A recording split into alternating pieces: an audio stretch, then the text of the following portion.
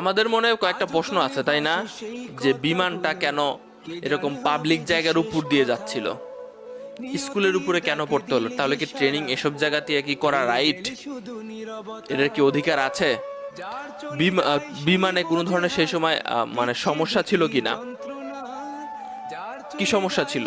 আমরা তো জানি যে একটা ইজেক্টর থাকে, পাইলট তো চাইলে নিজেকে বের করে নিয়ে আসতে পারে যে কোনো ধরনের বিমানের সমস্যা হইলে। আপনাদের মনে আরো অনেক প্রশ্ন ছিল যে সাথে কি আর কেউ ছিল না, সাথে কি আর কেউ ছিল না, কন্ট্রোল রুমের সাথে লাস্ট কি কথা হয়েছে, এই পাইলট কি অভিজ্ঞ, এই তৌকির কি অভিজ্ঞ ছিল? মানে আমরা দেখেছি অনেকেই আশায় ছিল তৌকির হয়তো বা আছেন, কিন্তু সর্বশেষ সংবাদ অনুযায়ী তিনি আর নাই, না ফেরার দেশে চলে গেছেন।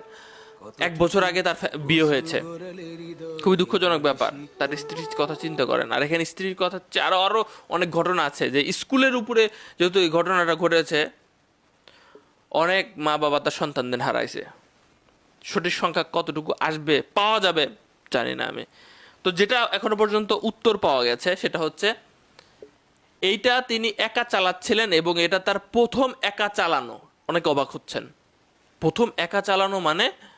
তো আবার এই এরিয়াতে কেমনি কি ভাই? আগের অনেক স্টেপ আছে, হ্যাঁ।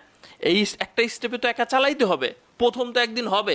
আজকে পরিবারের আনন্দের দিন ছিল, আজকে পরিবারের আনন্দের দিন ছিল যে সে একা একা উঠবে, তার সাথে কোনো কোপাইলট থাকবে না, একা একা সেটা চালাবে। এই ট্রেনিং এর এটা প্রথম ধাপ, সোলো ট্রেনিং বলে এটাকে। সো সেখানে এমন ধরনের ঘটনা ঘটেছে। আমি একটা আর্টিকেল, মানে একজন লিখেছে, আমি এটা সত্যি কথা, ঠিক আছে, আপনি নিউজ পত্র পত্রিকা চলে এসেছে যে তিনি একা একাই চালাচ্ছিলেন, এবং প্রথম একা একা চালানো তার।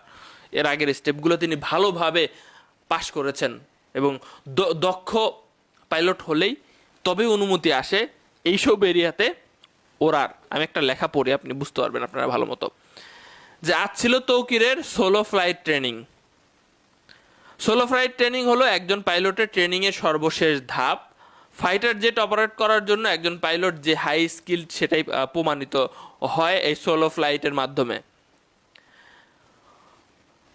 ট্রেনিং এর এক পর্যায়ে পাইলটকে নেভিগেটর বা কো পাইলট বা কোনো প্রকার ইনস্ট্রাক্টর ব্যতীত একক ফ্লাইট অপারেট করতে হয়। ফ্লাইট লেফটেন্যান্ট তৌকির আজ সেরকম একটা ট্রেনিংয়ে ফ্লাইট অপারেট করছিলেন। যে কোনো প্রকার ট্রেনিং ফ্লাইট সিভিলিয়ান এরিয়া থেকে দূরেই হয়ে থাকে, মানে মানুষজন যেখানে থাকে ট্রেনিংগুলো দূরেই হয়ে থাকে, আমরা তো এটা জানতাম।